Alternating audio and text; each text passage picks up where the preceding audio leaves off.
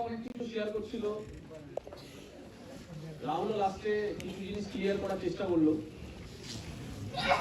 রাহুল এই জিনিসটা ক্লিয়ার করার চেষ্টা করলো, সেটা কি,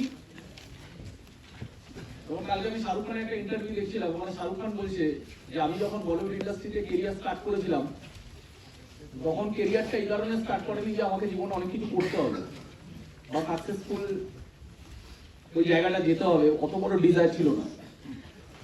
আমি কেরিয়ারটা স্টার্ট করেছিলাম যাতে লাইফে ফেলিয়ার না হয়ে থেকে যাই, ওই ভয়টা ছিল। তো শাহরুখ খানকে জীবনে ড্রাইভ করেছে, ও বলছে জীবনে শুধু সাকসেসফুল হওয়ার চিন্তা ভাবনা রাখলেই কেউ সাকসেসফুল হবে এরকম কোনো মানে নেই। সব থেকে বেশি যে জিনিসটা চাই সেটা হলো আনসাকসেসফুল হওয়ার ফিয়ার, যে জীবনটা না আনসাকসেসফুল হয়ে থেকে যায়। তো আনসাকসেসফুল হওয়ার যে ফিয়ারটা আছে, যে ভয়টা আছে, সেটা শাহরুখ খানকে আজকে ওই জায়গায় নিয়ে গেছে, সাকসেসটা বাই প্রোডাক্ট ঘটেছে। তো রাহুলও এটাই ক্লিয়ার করার চেষ্টা করছিল যে যদি কোনোভাবে স্মার্ট ভ্যালুটাকে অবহেলা করে মিস করে দিই, তাহলে কালকের এন্টায়ার লাইফটার এন্ডিংটা কোন জায়গায় যাবে। বুঝা গেল কথাটা কি বলতে চাইছি? তো এন্টায়ার লাইফটা মিনিংলেস হয়ে যাবে, এন্ডিংটা খারাপ হয়ে যাবে, আর তখন কিছু করা যায় না। সুযোগ বারবার দরজা এসে নাড়া দেবে না।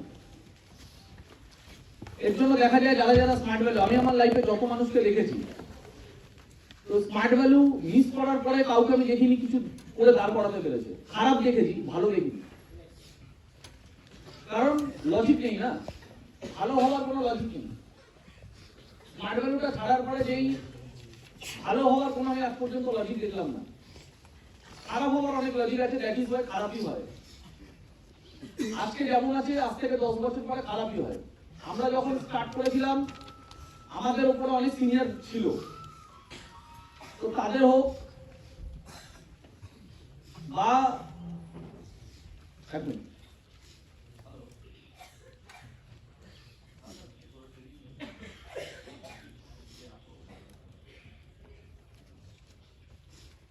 তো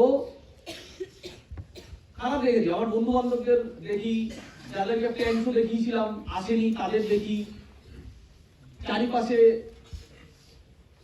দাদা দিদি যারা আছে তাদেরকে দেখেছি রিলেটিভদের মধ্যে। তো চেনাশোনা যত মানুষকে দেখেছি, অ্যাসোসিয়েটদের দেখেছি, সিনিয়রদের দেখেছি, মানে আমার আগে যারা ছিল স্মার্ট ভ্যালুতে, যাদের সাথে আমাদের চেনা পরিচিত ছিল, যারা স্মার্ট ভ্যালু এক সময় ছেড়ে দিয়েছে, তাদের হোক, আমার নিজের টিমের হোক, ক্রস টিমের হোক, তো কারোর লাইফ ভালো দেখিনি। কারণ ভালো হবে কি করে, বুঝতে পারছেন কথাটা কি বলতে? ভালোটা হবে কি করে, হওয়ার কোনো জায়গা নেই। কিন্তু ছেড়ে দেয় কেন তাহলে? এরা কি পাগল, এরা কি বোকা, এরা কি মূর্খ? ছেড়ে দেয় কেন? ছেড়েটা দেওয়ার কারণই বা কি? কালকে যখন আমি আমার টিমের সাথে কমিউনিকেশন যখন করছিলাম, তখন ওদেরকে আমি জিজ্ঞাসা করলাম অ্যাকচুয়ালি প্রবলেমটা কি হয়। যখন ট্রেনিং আমরা করাই বা ট্রেনিং আমরা নিই, সবকিছু বোঝার পরে ছেড়ে দেয় কেন, প্রবলেমটা কি হয়? তখন এই কমিউনিকেশনটা হচ্ছিল, সেখানে দাঁড়িয়ে এই জায়গাগুলো না বুঝলে যতই আমি ট্রেনিং নিই না কেন, আলটিমেটলি লাভটা কিছু হয় না। সেটা হলো অ্যাকচুয়ালি ব্যাপারটা হলো স্মার্ট ভ্যালুতে একদিনের 2 দিনের ট্রেনিংই কাফি এন্টায়ার লাইফ কাটানোর জন্য। কি ট্রেনিং? এক হলো ফার্স্ট আমাদের জীবনের নিড পয়েন্ট হলো কেরিয়ার, যে কিছু করতে হবে লাইফে, দাঁড়াতে হবে, একই না? যদি এটা আমাদের ফার্স্ট নিড পয়েন্ট হয়, আমার পয়েন্টটাকে বোঝার চেষ্টা করতে হবে, যেটা যদি আমাদের ফার্স্ট নিড পয়েন্ট হয় যে আমাদেরকে দাঁড়াতে হবে, কেরিয়ারটাকে মেইন ইম্পর্টেন্ট লাইফে, কেরিয়ার। আচ্ছা, কেরিয়ার মানে কোন প্যারামিটার গুলোকে আমি কেরিয়ার বলবো? একটা ভালো কেরিয়ার কাকে বলবো? একটা ভালো লাইফ বানাতে গেলে ভালো কেরিয়ার মাস্ট বি দরকার। এর জন্য আমি কোন প্যারামিটার গুলো লাগবে? প্রথম যে প্যারামিটারটা লাগবে সেটা হলো যে আমি লটস অফ মানি কামাচ্ছি কিনা, মানে অতটা টাকা কামাই কিনা যাতে আমার লাইফে বেসিক নিড গুলোর জন্য কোনোদিন ভাবতে না হয়। বেসিক নিড মানে এই রাহুল একটু আগে বোঝাচ্ছিল, সেটা কি? ট্রিটমেন্টের অভাবে বা ভালো ট্রিটমেন্ট করাতে পারিনি বলে বাবা মারা গেলে তখন লাইফটা কেমন হবে? মায়ের শরীর খারাপ কিন্তু পয়সার অভাব এত ঘরে আছে, ক্যাচাল এত বেশি লেগে থাকে যে মা মুখ ফুটে বলতে পারছে না, চেপে যাচ্ছে। এটা মেজরিটি ঘরে হয়। আমাদের বাড়িতে যদি মা বাবা শরীর খারাপ হয় চট করে ডাক্তার দেখাতে যায় না, কারণ ডাক্তার দেখাতে গেলে 500,000 টাকা ইয়ে আছে, চেক আপ করাতে ভিজিট লাগবে, এই টেস্ট ওই টেস্ট, ওষুধ 500,000 1,000 টাকা আজকে দিনে কোনো ম্যাটারই না। ঠিক না ভুল? এর জন্য দেখবো বাবা মাকে একটুখানি ভালো মতো অবজার্ভ করবে, বাবা মা কিন্তু সহজে ডাক্তার দেখায় না, চেপে যায়। কথাগুলো বুঝতে পারছি? ডাক্তার দেখায় না, চেপে যায়।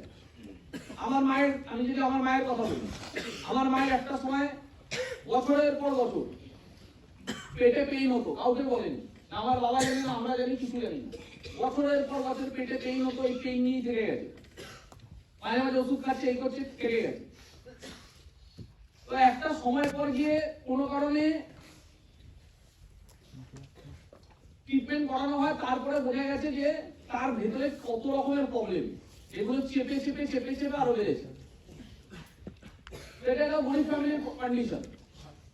এই কিছুদিন আগে রাজুর মায়ের ঘটনা শুনছিলাম, সেম, ওর মারও সেম, চেপে চেপে চেপে চেপে। কেন করে এগুলো? বাবাদেরও তাই করে। কেন করে? কারণ ওই 1,500 টাকাটা না বিশাল বড় ম্যাটার। যে কোথাও দেখাতে গেলে 1,500 টাকা খরচা আছে। 1,500 টাকা অনেক বড় জিনিস। যেই বাড়িতে 12-15,000 টাকা ইনকাম আছে, সেই বাড়িতে 1,500 টাকা কোনো একটা ট্রিটমেন্ট ডাক্তারখানায় যাবো মানে এত টাকা ভিজিট, এই টেস্ট দেবে, সেগুলো করাতে হবে, ওষুধ কিনতে হবে, খেতে হবে, অনেক বড় ব্যাপার। অত মানুষ ওই 1,500 টাকা বাঁচানোর চেষ্টা করছে। এগুলোকে বলে অভাব, এগুলোকে বলে অভাব। কথাগুলো বুঝতে পারছি না? তো আগে আমাকে বুঝতে হবে আমার জীবনটায় বেশি জিনিসগুলো যেন প্রবলেম না হয়। ভালো পড়াশোনা নেই, পয়সার অভাব। পড়াশোনা মানুষ ভালো করতে পারে না, পয়সার অভাব। পড়াশোনা করে মাঝপথে ছেড়ে দিচ্ছে, পয়সার অভাব। ওখানেও কমপ্লিট করছে না, নর্মাল গ্রাজুয়েশন করে ছেড়ে দিচ্ছে, তারপরে বাবা মা হাত তুলে দিচ্ছে, পয়সার অভাব। হসপিটালে গিয়ে কেমন লাগবে সেই দিনটা, স্মার্ট ভ্যালুর এতগুলো ট্রেনিং নিলাম, 10 দিন 20 দিন 30 দিন 40 দিন পরে লোক ছেড়ে দিচ্ছে স্মার্ট ভ্যালু ট্রেনিংতে। চেতনা জাগেনি। যাদের চেতনা জাগে তারা ওই জীবন কাটাতে পারবে না। কোনোদিন বাড়িতে সত্যিকারের শরীর খারাপ হলে মাকে নিয়ে দৌড়াদৌড়ি করা, বাবাকে নিয়ে দৌড়াদৌড়ি করা, নিজের ছোট বাচ্চাকে নিয়ে দৌড়াদৌড়ি করা, বা যাকে হোক, হসপিটালে ওই দৌড়াদৌড়ি খুব ডেঞ্জারাস। তখন গিয়ে বেডের জন্য বার্গেনিং করা, যে বেডটা কত টাকা নেবে, বেডে ফেলে রাখবো না, আমি সরকারি হাসপাতালের নিচে ফেলে রাখবো। লোকের কাছে গিয়ে দৌড়াদৌড়ি করা, লোকের পিছনে তেল মারা, যাতে কোনো কাউন্সিলর বা কেউ সে ইয়ে করে দিলে তার একটা বেড পেয়ে যায়। বেডের অভাব নেই, পয়সা ফেললে বেডের অভাব নেই, পয়সা ফেললে ভালো ট্রিটমেন্টের অভাব নেই। কথাগুলো বুঝতে পারছি? তুমি এমন আজকের দিনে দাঁড়িয়ে এমন হসপিটাল আছে 5 স্টারের মতো, আবার এমন হসপিটালও আছে যেখানে গেলে মানুষ, সুস্থ মানুষও শরীর খারাপ হয়ে যায়। তুমি যাও, চলে যাও আরজি করে, ও পরিবেশটাই ডেঞ্জারাস, পরিবেশটাই মানুষকে অসুস্থ করে দেবে। মানে মনে হচ্ছে আমি কবরখানায় ঢুকছি, মনে হচ্ছে আমি ঢুকছি মানে লাশ হয়ে বেরোবো। কথাটা বুঝতে পারছি? ওই পরিবেশে মানুষ থাকছে কি করে? পেশেন্টের লোক রাস্তায় দাঁড়িয়ে ঘুমাচ্ছে। একটুখানি হসপিটালকে কেউ যদি ঘোরে মাসে একবারও, তার স্মার্ট ভ্যালু করার মাইন্ডসেট দুগুণা বেড়ে যাবে। যদি শুধু হসপিটালে একবার কেউ ভিজিট করতে পারে, দেখতে পারে যে পয়সার অভাব কি হয়। তো এই জিনিসগুলো খুব ইম্পর্টেন্ট জিনিস। এবার আর দরকার হলো ওই অতটা টাকা আমি কামাচ্ছি কিনা লাইফে, আদারওয়াইজ পুরো জীবনটা হেল হয়ে যাবে, পুরো জীবনটা নরক হয়ে যাবে। ক্লিয়ার? বুঝতে পারছি? এবার এটা হলো ফার্স্ট, মানিটা হলো ফার্স্ট ইম্পর্টেন্ট। এনাফ মানি কামাচ্ছি কিনা। আমি যদি কোটি টাকার কথা নাও বলি, কোটি টাকা আজকে দিনে যদিও কোনো ম্যাটার করে না, তাও এনাফ মানি যদি বলি, এনাফ মানি কামাচ্ছি কিনা। তো এটা হলো ক্যারিয়ারের ফার্স্ট প্যারামিটার। সেকেন্ড প্যারামিটার হলো আর কি কি পেলে জীবনটা সুন্দর হয়। তো ক্যারিয়ারের পরে যেটা দরকার সেটা হলো গুড হেলথ। হেলথ নেই তো কিছু নেই। Yes or no? Health is wealth. কথাতেই আছে হেলথ ইজ ওয়েলথ। তোমার সব কিছু চলে গেলে তুমি আবার কামাবে, হেলথ চলে গেলে আর কিছু করতে পারবে না। পয়সা আজকে না হয় কালকে সঠিক রাস্তায় যদি যাওয়ার ইন্টেনশন থাকে, বা যদি বোঝো কোথা দিয়ে পয়সা কামানো যায়, যেটাকে বলে হাউ টু মেক মানি, এই নলেজটা যদি কারোর থাকে সে কামাতে পারবে। কিন্তু হেলথ খুব ইম্পর্টেন্ট জিনিস, এটা গড গিফটেড জিনিস। ভগবান দিয়েছে, এটাকে যদি শেষ করে দেয় ভগবান আর দ্বিতীয়বার দেয় না। তৃতীয় নম্বর জিনিস কি? তৃতীয় নম্বর জিনিস হলো positive attitude. Positive attitude, positive attitude মানে জীবন খুব ভালো হতে পারে যদি মানুষের অ্যাটিটিউড ভালো হয়।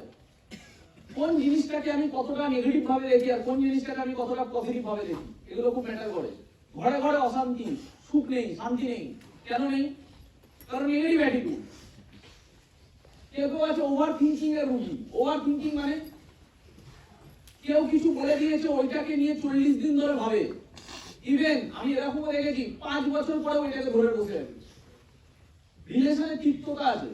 স্মার্ট ভ্যালুতেও তাই হয়, কারণ আমরা ওখান থেকে উঠে এসেছি। কে কি বলে দিল, কে কি বলেছিল, ওটা নিয়ে ভেবে ভেবে ভেবে ভেবে ভেতরে একটা রাগ পুষে রাখে, বিষ পুষে রাখে। মাইন্ড কত সুন্দর জিনিস, কত অদ্ভুত জিনিস, মিরাকিউলাস জিনিস। ওপরওয়ালার সবথেকে বড় মানুষের জীবনে আশীর্বাদই হলো তার মাইন্ড, এত পাওয়ারফুল।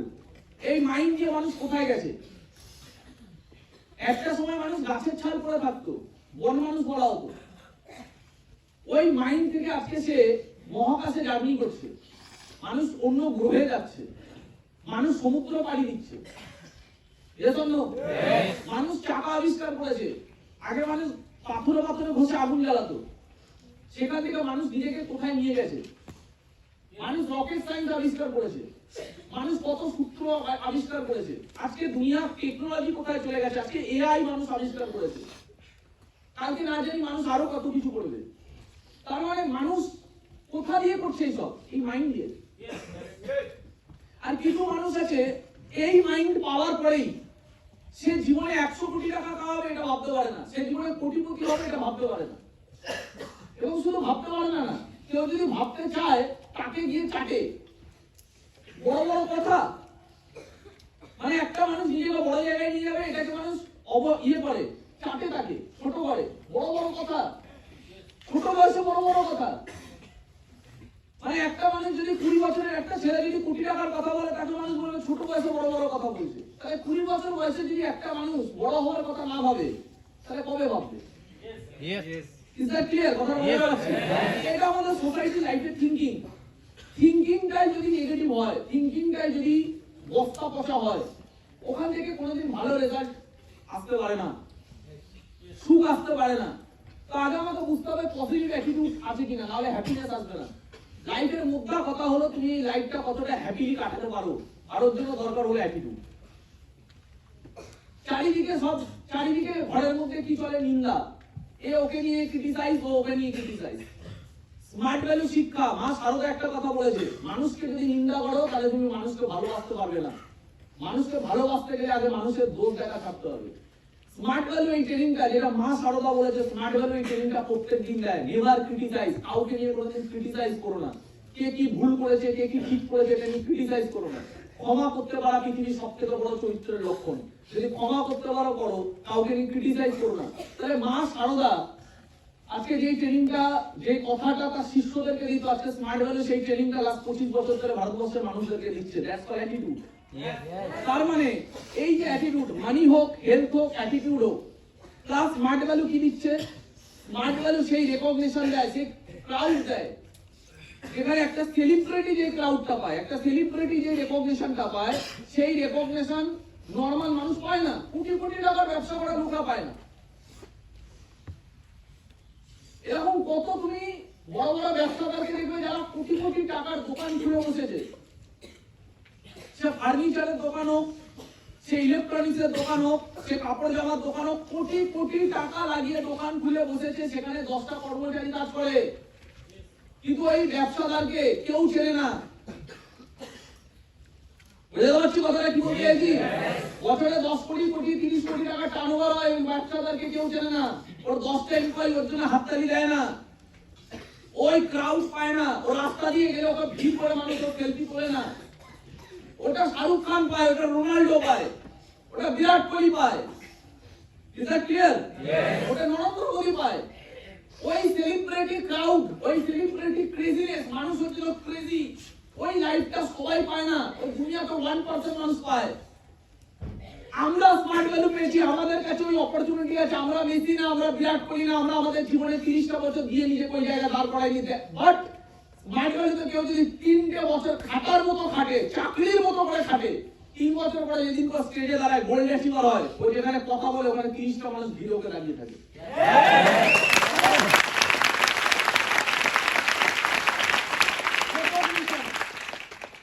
তো বেসিক্যালি এরপরেও যদি সবথেকে বড় ইম্পর্টেন্ট একটা ক্যারিয়ারের প্যারামিটার ধরা যায়, সেটা কি? সেটা হলো সিকিউরিটি। সিকিউরিটি। আমি সেদিনকে গাড়ি করে যাচ্ছিলাম, গান শুনতে শুনতে কুমার শানু গান শুনছিলাম।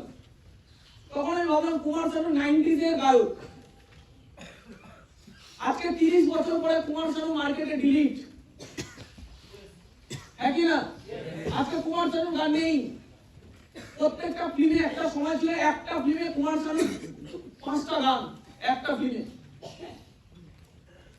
কুমার শানুর সময় কুমার শানু একটা ফিল্মে শুধু গানের মাধ্যমে একটা বই হিট করেছে। আমার কথা না, এটা কুমার শানুর নিজের ইন্টারভিউ। একটা বইয়ে 2-3টে করে গান, প্রত্যেকটা বইয়ে উদিত নারায়ণ, কুমার শানু কোথায় আছে? 30 বছর ক্যারিয়ার বানাতে পারিনি একটা প্রফেশনে। 30 বছর বানানো যায় না, এতটা টাফেস্ট মার্কেট। সোনু নিগমের মতো যে তপস্যা করেছে সিঙ্গিং নিয়ে, সোনু নিগম আজকের দিনে দাঁড়িয়ে একটা বইতে গান পায়, ও বছর পরে তার কোনো ঠিক নেই। কারণ মার্কেটটা খুব ছোট, কম্পিটিশন প্রচুর বড়। আজকে প্রত্যেকটা বইতে গান থাকে কার? Arijit Singh. Is that clear? Yes or no? এরকম প্রচুর ট্যালেন্টেড গায়ক আছে যারা হয়তো 5 বছর পরে একটা বইতে একটা গান করার সুযোগ পায়। এরকম প্রচুর গায়ক আছে যাদের ইন্টারভিউ শুনলে জানতে পারবে যে তাদেরকে গান করানো হয়, একটা গান 5টা গায়ককে দিয়ে করানো হয়, লাস্টে একজনকে চুজ করা হয়, বাকি 4টে গায়ক জানেই না যে বইটার গানটা দেওয়াই হবে না, ফ্রিতে খাটতে হয়। মিউজিক কোম্পানি কি করছে? একটা গান 5 জনকে দিয়ে করাচ্ছে, তারপরে ওখান থেকে একজনকে সিলেক্ট করা হচ্ছে, বইতে ওই গানটাই যাচ্ছে, বাকি 4 জন ডিলিট হয়ে গেল গানটা। Competition, highly competition. কত এরকম ক্রিকেটার আছে যারা 10 বছর ক্যারিয়ার বানাতে পারলো না, 10 বছর খেলতে পারলো না ইন্ডিয়ান ক্রিকেট টিমে। আমি অত ক্রিকেটের সম্পর্কে নলেজ রাখি না, দ্যাট ইজ ওয়াই আমি 5টা-10টা ক্রিকেটারের নাম এখানে বলতে পারছি না। বাট এরকম অনেক ক্রিকেটার আছে, সেদিন আমাদের বাড়িতে সব আলোচনা হচ্ছিল, অ্যাসোসিয়েটরা বলছিল যেমন এরকম একটা ক্রিকেটার আছে, শেখর ধাওয়ান নাকি নাম। বুঝতে পারছি কথাটা কি বলতে চাইছি? কত এরকম ক্রিকেটার আছে যারা আজকে বসে গেছে, তাদের জায়গাটা তাদের থেকে বেস্ট পারফর্মাররা নিয়ে নিয়েছে। এমন না যে সে বেস্ট পারফর্মার না, সে একটা সময় বেস্ট খেলেছে, কোনো কারণে তার পারফরমেন্স কোনো কারণে যখনই ডাউন গেছে তাকে বসিয়ে দেওয়া হয়েছে। কারণ মার্কেটে অপশন নেই, তোমাকে কেউ সময় দেবে না যে তুমি সময় নাও আবার ঠিক করো, কোনো অপশন নেই। তোমার পারফরমেন্স খারাপ গেছে মানে তোমাকে বসে যেতে হবে। একটা কোম্পানিতে কেউ এরকম করতে পারবে না যে কন্টিনিউ 3 বছর ধরে পারফরমেন্সই করতে পারছে না, মাইনে দেবে। 3 বছর কি দূর কি বাত, 3 মাস পরে ওয়ার্নিং চলে আসবে, থ্রেট চলে আসবে, চাকরিটা চলে যাবে। 3 মাস কেউ ওয়েট করবে না তোমার পারফরমেন্সের জন্য। রেজাল্ট নেই, আউট। রেজাল্ট নেই, ক্রিকেট থেকে বাদ। রেজাল্ট নেই, ফিল্ম থেকে বাদ। ববি দেওয়াল 28 বছরের ক্যারিয়ারে মাঝখানের কত বছর আছে যারা যে কোনোদিন বই পায়নি। কেন? কারণ একটা বই পড়েছে, কোনো কারণে ফ্লপ গেছে। বিরাট কোহলি প্রত্যেকটা ম্যাচে তো হিট দিতে পারে না, শাহরুখ খানের প্রত্যেকটা বইতে হিট যেতে পারে না। ববি দেওয়াল লাইফটা শুরু করেছিল এই সাকসেসের এইভাবে পিক পয়েন্টে, একটা বই সুপার হিট। তারপরে একটা সময় এলো যখন তার প্রত্যেকটা বই পিটে গেছে, প্রত্যেকটা বই ফ্লপ খেয়েছে। যখন মার্কেটে কারোর খারাপ সময় আসে তখন কেউ তার সাথে হাত দেয় না, তখন ডিরেক্টর তার সাথে বই করতে চায় না, বড় বড় ব্যানার তার পিছনে পয়সা লাগাতে চায় না। কেন? কারণ যদি আবার খারাপ পারফরমেন্স করে মানে মানুষ ওকে নিচ্ছে না, তাই এর পিছনে টাকা লাগানো যাবে না। যেদিন এর কিছু হিট দেবে সেদিন আবার এর পিছনে টাকা লাগাবো, তার আগে লাগানো যাবে না। তখন একটা অ্যাক্টরকে ছোট বাজেটের ফিল্ম করতে হয়, পার্টি বই করতে হয়, বি গ্রেডের রোল করতে হয়, সাইড রোল করতে হয়। ববি দেওয়ালের লাইফ এভাবে ভ্যানিশ হয়ে গেছিল, ডিপ্রেশনে চলে গেছিল, ঘরে বসে মাল খেত, ছেলে টোন কাটতো। তারপরে একদিন কোনো এক কারণে ছেলের কথা শুনে নাড়াচাড়া দিয়ে উঠলো, ওর মনে হলো না আমাকে লাইফে আগাল করতে হবে। তারপরে গিয়ে সালমান খানের কাছে গিয়ে বললো ভাই কোনো কাজ থাকলে আমাকে দিও। তারপর সলমান খানকে অপরচুনিটি দিল, সেখান থেকে আবারও নিজের বডি বিল্ডিং করে রিফ্রেশ মাইন্ড নিয়ে জিরো থেকে আবার শুরু করার মানসিকতা নিল, তারপরে গিয়ে আবার কিসমত সাথ দিল। তাহলে মানুষের কাছে কাজ নেই। ববি দেওয়াল এতদিন ধরে লড়তে পারিনি কেন? কাজ নেই, লোক এসে সাইন করছে না যে হ্যাঁ করো, অপশন নেই, পারফরমেন্স খারাপ তো অপশন শেষ। সে চাকরি হোক, পৃথিবীর যে কোনো প্ল্যাটফর্ম হোক। কোটি কোটি টাকা, দুর্গা একটু আগে বলছিল, কোটি কোটি টাকা ইনভেস্ট করার পরে, ট্যালেন্ট পাওয়ার পরে কোটি কোটি টাকা লাগাতে হয় বড় জায়গায় চান্স পাওয়ার জন্য। That's call platform. শুধু ডিগ্রি হলে হয় না। আমি অ্যাপোলোর ডক্টর হব, অ্যাপোলোতে বসবো, ইয়েস, তো অ্যাপোলোতে বসতে গেলে ইনভেস্ট করতে হবে, পয়সা দিতে হবে। শুধু ডিগ্রি তোমাকে অ্যাপোলোতে কেউ বসাবে না, পয়সা ঢালতে হবে। তুমি ডক্টর হওয়ার পরে ওখানে টার্গেট আছে, ওখানে একজন সেলসম্যান থাকে। ঘনশ্যামের মায়ের যখন হাতের অপারেশন হয়েছে তখন আমরা গিয়ে দেখেছি নিজের চোখে। তোমাকে ওখানে বার্গেনিং করা হবে, তুমি এই ট্রিটমেন্টটা নেবে না, এই ট্রিটমেন্টটা, হাতটা এত দূর কাটবে না, এত দূর কাটবে। ঘনশ্যামের মায়ের যখন হাতের অপারেশন হলো, হাতটা কেটে বাদ গেল, তখন ওখানে অপশন দিচ্ছে এতটা কাটবো না এতটা কাটবো, এতটা কাটলে 2 লাখ টাকা, এতটা কাটলে 3 লাখ টাকা। পরে যদি এইটা যদি সাকসেসফুল না হয় তাহলে আবার এতটা কাটতে হবে, তখন আরো 3 লাখ টাকা। হসপিটালে ভর্তি হওয়ার পরে ট্রিটমেন্ট শুরু হয় না, আগে গিয়ে ওখানে পয়সা জমা দিতে হয়। বুঝতে পারছি? আগে ওখানে পয়সা জমা দিতে হয়, আগে ওখানে গিয়ে রিপোর্ট বার করতে হয়, 25,000 টাকা রিপোর্ট। কথা নেই বার্তা নেই, আগে ওখানে যাও, বিলিং কাউন্টারে গিয়ে 25,000 টাকা রিপোর্ট করো আগে। পকেটে 25,000 টাকা থাকার দম চাই, 25,000 টাকার মাইনে নিয়ে 25,000 টাকা পকেটে থাকা, তারপর তখন ঢোকেইনি পেশেন্ট, এখন অপারেশন শুরু হয়নি, কত বিল বেরোবে কোনো ঠিক ঠিকানা নেই। এক কাছে এক ফোর্স 7 লাখ টাকা ব্যাংকে রাখা না, লোক 60 বছর ধরে চাকরি করার পর 7 লাখ টাকা ব্যাংকে থাকে না।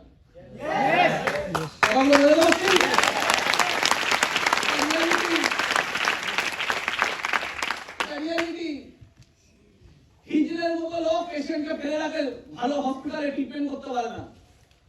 আজকে স্মার্ট ভ্যালু 6 বছর ধরে করেছে, ওর ভেতরে অতখানি জমাছে, নিজের মাকে ভালো জায়গায় ট্রিটমেন্ট করে, নার্সিং হোমে ট্রিটমেন্ট করে সুস্থ বাড়িতে নিয়ে এসছে, অত বড় অপারেশন। যদি আজকে 7,000 টাকা চাকরি করতো, স্মার্ট ভ্যালুটা না করে রাকেশ বিশ্বাসের হাত ধরে স্মার্ট ভ্যালুতে জয়েন করেছিল, রাকেশ বিশ্বাসের হাতটা ধরেছিল, তাই 6 বছর পরে নিজের মাকে বাঁচাতে পেরেছে। রাকেশ বিশ্বাসের হাতটা যদি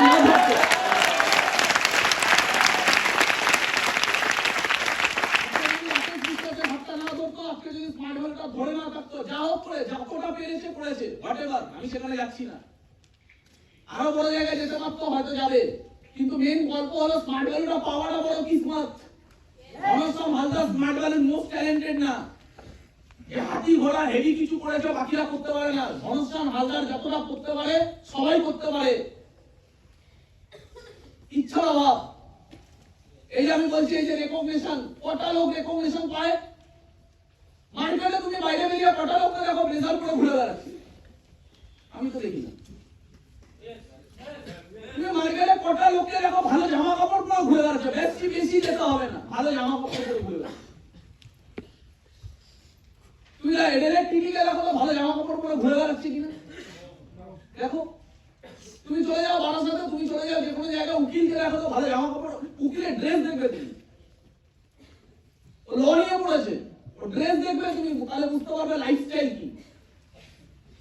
পয়সা পাওয়ায় লাইফস্টাইল নেই, সারাদিন দৌড়াচ্ছে, সারাদিন টেনশন। কাস্টমারের মতো এখন একটা ক্লায়েন্ট খোঁজা কাস্টমারের মতো ব্যাপারটা হয়ে গেছে। এখন নিজের ফিউচার নিয়ে টেনশন, ল নিয়ে পড়ার পরে কাস্টমার খোঁজার মতো ক্লায়েন্ট খুঁজছে একটা লয়ার। একটা ক্লায়েন্ট পেলে তাকে তার স্বার্থের পিছনে কাজ করছে না, যে আমার কাছে একটা মহাবিদ্যা আছে, আমি যেখানে একটা মানুষকে ইনসাফ দিতে পারি, আমি তার জন্য কাজ করবো না। ক্রিমিনাল লয়ার আরো বেশি টাকা। ক্রিমিনাল লয়ারের কাজ কি? যারা ক্রাইম করেছে তাকে লজিক দিয়ে বাঁচিয়ে নিয়ে বেরিয়ে আনা। একটা মার্ডার করেছে, তাকে হায়ার করা হবে। একটা মার্ডারার আমাকে হায়ার করছে, আমি ক্রিমিনাল লয়ার, আমি তার থেকে টাকা চার্জ করবো, তার মার্ডার করার পরে তাকে ওখানে প্রমাণ করে বেরিয়ে আসবো আমার লজিক দিয়ে যে ও মার্ডার করেনি। কোথায় অনেস্টি? আওয়াজ পাচ্ছি না, হ্যাঁ কি না? কোথায় অনেস্টি? ওপেন হয়ে গেছে, ওখানে ডক্টর মানুষকে চাইলেও ওপেন। এগুলো নিজেরা যেদিনকে ফেস করবে হয়তো লাইফে বুঝবে আমার কথাটা কতখানি কার ঢুকবে না ঢুকবে আমি জানি না, কারণ যে প্রত্যক্ষদর্শী হয় তারা যতটা বোঝে বাকিরা বুঝতে নাও পারে। ওখানে একটা ডক্টর ওপেনলি তোমাকে ভালো সাজেশন দিচ্ছে না, কারণ তার টার্গেট আছে, এবং সে কাস্টমারই বলতে গেলে আমরা কাস্টমারই, সে কাস্টমারের সাথে পেশেন্টের সাথে কিভাবে কি ডিল করছে সেটা সেলসম্যানটাও সামনে এইভাবে ঘুরে ঘুরে শুনছে, যে আমরা যত টাকা বিক্রি করছি তত টাকাই কি ও বিক্রি করছে নাকি ও উল্টো পরামর্শ দিচ্ছে। একটা ডাক্তার টার্গেট না পূরণ করলে ওকে অ্যাপোলোতে লাভ মেরে বার করে দেবে, ওখানে কেরিয়ার বানাতে গেছে, এখন ওর কাছে এমন জায়গায় চলে এসছে, ওর কাছে এমন দায় যে নিজের কেরিয়ার বাঁচানো দায়, একটা মানুষকে কতটা সুস্থ করতে পারবো সেটা ঠিক আছে, সেটা একটা ইন্টেনশন থাকবে, কিন্তু তার জন্য তার থেকে টাকাটা কতটা চুষে নিতে হবে। আমি কথাগুলো কি বলতে চাইছি বুঝতে পারছি? তাহলে কোথায় রেকগনিশন? কোথাও নেই। এই ঘরে যদি 1000 জন 1500 জন 2000 জন বসে আছে, আমার মতো বাকিরা যারা, আমি যদি একটুখানি বুঝতে পারি যে আমার মতো শাহরুখ খানের মতো রেকগনিশন আমি কোনোদিন পেতে পারতাম না স্মার্ট ভ্যালু ভাই। আমি কেউ না, আমাকে কেন মানুষ হয়ে যাবে পাগলের মতো, আমি কেন লাইফে ক্রাউডটা পাবো? কোনোদিন সম্ভব হতো না। স্মার্ট ভ্যালু বাদে, নেটওয়ার্ক মার্কেটিং বাদে একটা মানুষ ওই সেলিব্রিটি লাইফস্টাইল কোনোদিন পায় না, রেকগনিশন কোনোদিন পায় না। একমাত্র যদি পায় সেটা হলো একমাত্র নেটওয়ার্ক মার্কেটিং।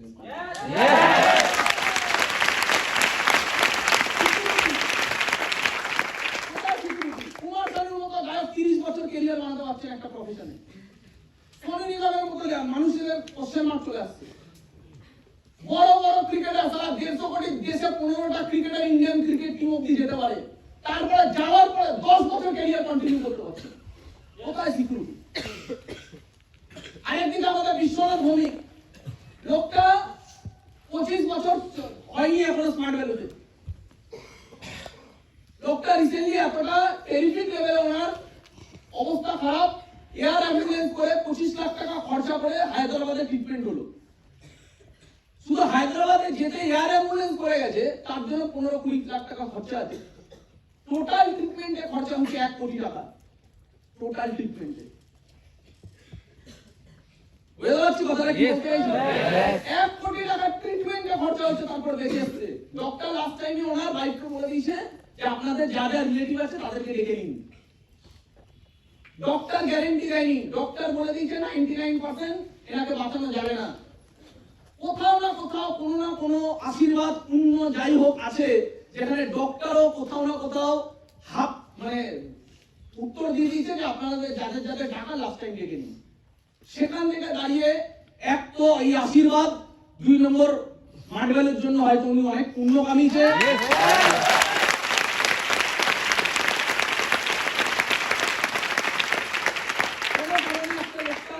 পৃথিবী ছেড়ে যায়নি, নিশ্চয়ই ওনাকে এখনো এই পৃথিবীতে কিছু না কিছু মানুষের দরকার আছে।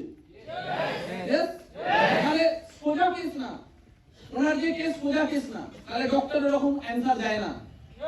অত বড় হসপিটালে, হায়দ্রাবাদের সবথেকে টপ লেভেলে প্যানক্রিয়াসের ট্রিটমেন্টের হসপিটাল, 1 কোটি টাকা খরচা, আর কি না কটা ব্যাংক ম্যানেজার 1 কোটি টাকা খরচা করে এই ট্রিটমেন্ট করতে পারবে? আমার কোশ্চেন আছে সেখানে। আজকে লোকটার বয়স অলমোস্ট 70 বছর বয়সে লোকের রিটায়ারমেন্ট হয়ে যায়, পয়সা নেই, পেনশনের টাকা খায় ওই সময় দাঁড়িয়ে। ওই টাকায় 1 কোটি টাকা আসে না, ট্রিটমেন্ট করে বাঁচা তো সম্ভব না।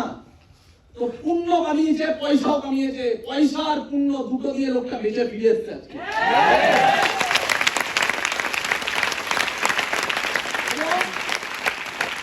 লোকটা 6টা মাস, সেই বছরের 6টা মাস 8টা মাস ওনার পক্ষে অতটা সম্ভব না যে লোকটা গিয়ে দৌড়াবে, কারণ ওনার চোখ মুখ দেখলে মানুষ ভয় পেয়ে যাবে। কারণ ট্রিটমেন্টের পরে ওনার শরীরের যা অবস্থা, চুলের যা অবস্থা, মুখের যা অবস্থা, কারণ প্রচুর বড় লেভেলের ম্যাসিভ ট্রিটমেন্ট। তো ওই লোকটা ওই বছরে কাজ করতে পারলো না। যে কাজ করতে পারে না তার ইনকাম আসে না।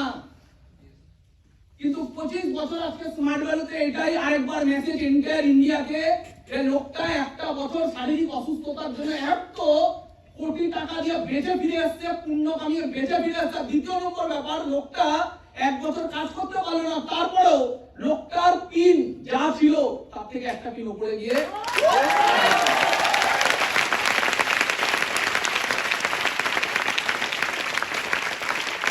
লোকটা ছিল রয়্যাল অ্যাম্বাসেডর, মানুষটার পিন ছিল রয়্যাল অ্যাম্বাসেডর। 1 বছর কাজ করতে পারেনি, কিন্তু যখন উনি নেক্সট এলো 1 বছর পরে, তখন ওনার পিন রয়্যাল অ্যাম্বাসেডর থেকে উপরে কিংস ক্লাব।